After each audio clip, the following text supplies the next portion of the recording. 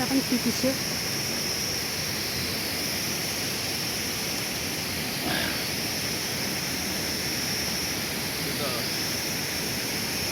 अब त्यो 25 किलोको बोरा ल्याऊ त घरमा आउँदैन क्या पर त्यति भइसक्यो होइन पर ऊ टिप्नु मलाई खासमा भिडियो बनाउनु मन लागेर आएको नि त। अब आज यति 15-20 किलो होला भोलि बिस्तारो मजाले टिप्नु न। भोलि होइन पर्सितिर फेरि यति नै पाक्छ। खेती गर्दा पनि हुने नगर्दा पनि नहुने टिप्नु पनि झ्याउ। 1.5 घन्टा भइसक्यो टिपेको।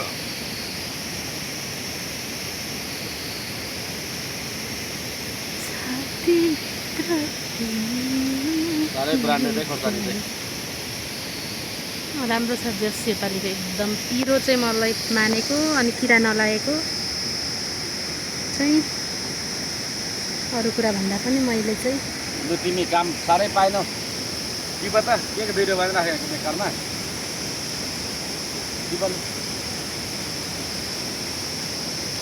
सबै झरिगएर भुइँमा कति नष्ट भइसक्यो।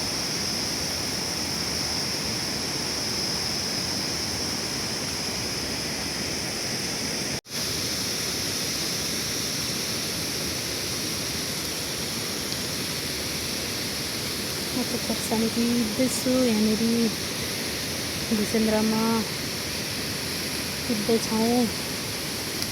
आया हौ कस्तो हो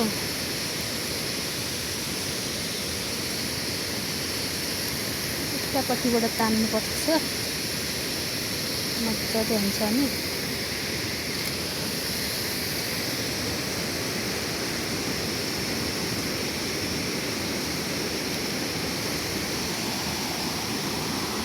कति सानो आयो त अम्ला साह्रै राम्रो खोर्सानी फल्यो। एउटा किरा पनि नलाग्यो क्या एक दाना किरा लगाएको छैन। हेर त लु वरिपरि खाएको छैन वास्तवमै खाएको रहेनछ है योपालि चाहिँ। न त सधैँ त खान्छ है अरू बेला त यो त नटिप्दा हुन्छ होला।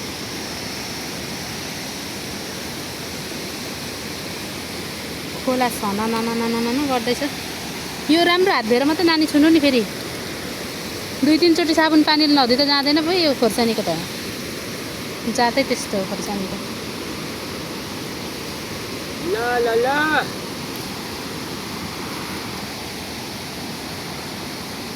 कति सानो साला हात पनि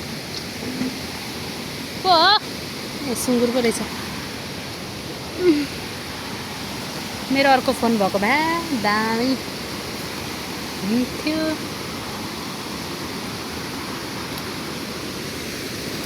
मेरो आइफोन चलाउनु पनि